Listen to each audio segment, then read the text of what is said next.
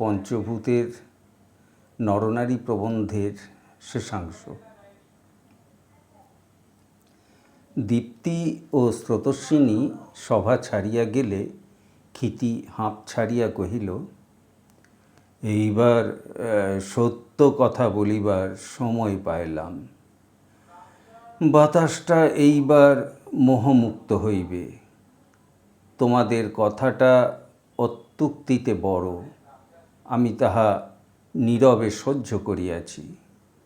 আমার কথাটা লম্বাই যদি বড় হয়, সেটা তোমাদের সহ্য করিতে হইবে। আমাদের সভাপতি মহাশয় সকল বিষয়ের সকল দিক দেখিবার সাধনা করিয়া থাকেন, এইরূপ তাহার নিজের ধারণা। এই গুণটি যে সদ্গুণ, আমার তাহাতে সন্দেহ আছে। ওকে বলা যায় বুদ্ধির পেটুকতা। লোভ সংবরণ করিয়া যে মানুষ বাদসাদ দিয়া বাছিয়া খাইতে জানে, সেই যথার্থ খাইতে পারে। আহারে যাহার পক্ষপাতের সংযম আছে, সেই করে স্বাদ গ্রহণ এবং ধারণ করে সম্যক রূপে।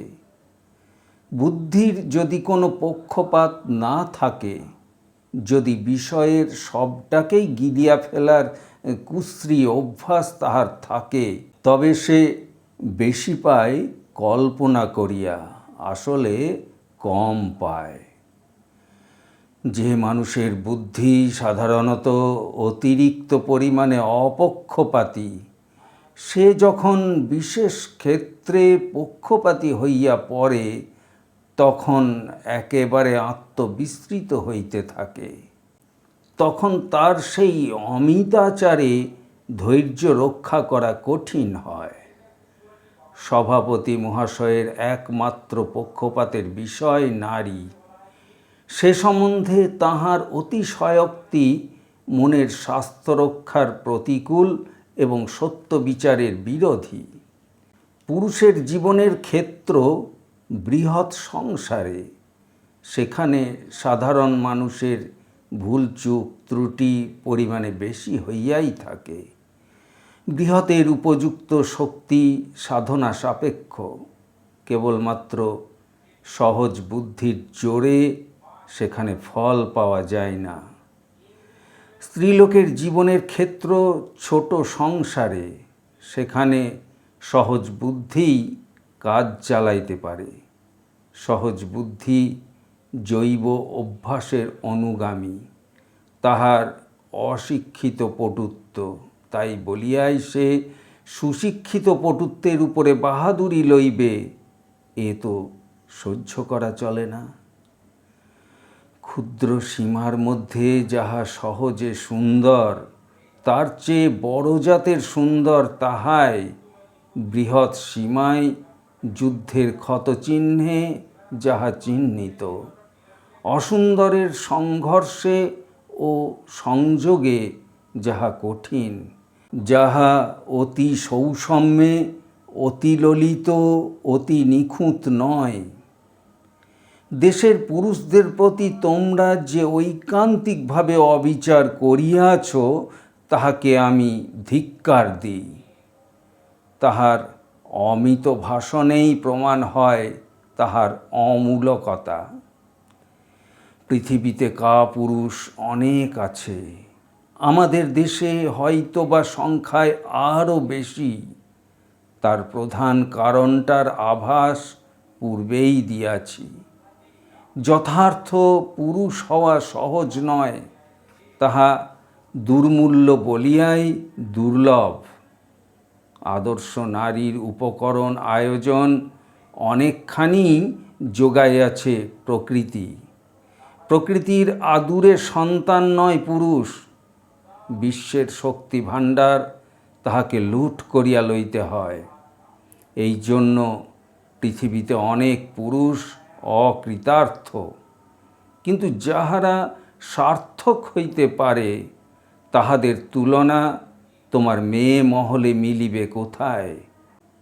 অন্তত আমাদের দেশে এই অকৃতার্থতার কি একটা কারণ নয় মেয়েরাই? তাহাদের অন্ধ সংস্কার, তাহাদের আসক্তি, তাহাদের ঈর্ষা, তাহাদের কৃপণতা। মেয়েরা সেখানেই ত্যাগ করে যেখানে তাহাদের প্রকৃতি ত্যাগ করায়, তাহাদের সন্তানের জন্য, প্রিয়জনের জন্য। পুরুষের যথার্থ ত্যাগের ক্ষেত্র প্রবৃত্তির বিরুদ্ধে। এ কথা মনে রাখিয়া দুই জাতের তুলনা করিও।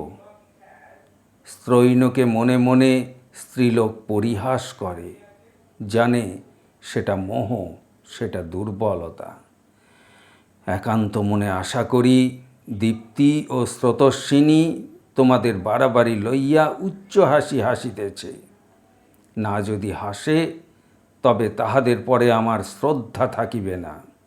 তাহারা নিজের স্বভাবের সীমা কি নিজেরাও জানে না?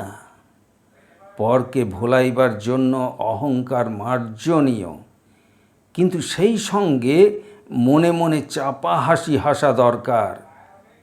নিজেকে ভোলাইবার জন্য যাহারা অপরিমিত অহংকার, অবিচলিত গাম্ভীর্যের সহিত আত্মসাৎ করিতে পারে, তাহারা যদি স্ত্রী জাতীয় হয়, তবে বলিতে হইবে মেয়েদের হাস্যতা বোধ নাই, সেটাই হসনীয়, এমনকি শোচনীয়। স্বর্গের দেবীরা স্তবের কোনো অতিভাষণে কুণ্ঠিত হন না। আমাদের মর্তের দেবীদেরও যদি সেই গুণটি থাকে, তবে তাহাদের দেবী উপাধি কেবলমাত্র সেই কারণেই সার্থক। তারপরে একটা কথা বলিতে ইচ্ছা করে না, কিন্তু তোমাদের আলোচনার ওজন রক্ষার জন্য বলা দরকার। মেয়েদের ছোট সংসারে সর্বত্রই অথবা প্রায় সর্বত্রই যে মেয়েরা লক্ষ্মীর আদর্শ, এ কথা যদি বলি, তবে লক্ষ্মীর প্রতি লাইবেল করা হইবে। তাহার কারণ সহজ প্রবৃত্তি, যাহাকে ইংরেজিতে ইনস্টিংক্ট বলে, তাহার ভালো আছে, মন্দও আছে। বুদ্ধির দুর্বলতার সংযোগে এই সমস্ত অন্ধ প্রবৃত্তি কত ঘরে কত অসহ্য দুঃখ, কত দারুণ সর্বনাশ ঘটায়।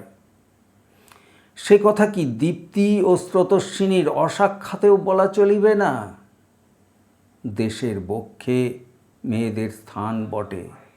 সেই বক্ষে তাহারা মূঢ়তার যে জগদ্দল পাথর চাপাইয়া রাখিয়াছে, সেটাকে শুদ্ধ দেশকে টানিয়া তুলিতে পারিবে কি? তুমি বলিবে সেটার কারণ অশিক্ষা। শুধু অশিক্ষা নয়, অতিমাত্রায় হৃদয়ালুতা।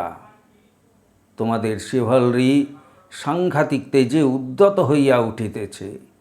আজ তোমরা অনেক কটু ভাষা নিক্ষেপ করিবে জানি, কেননা মনে মনে বুঝিয়াছ আমার কথাটা সত্য। সেই গর্ব মনে লইয়া দৌড় মারিলাম, গাড়ি ধরিতে হইবে। চৈত্র 1342।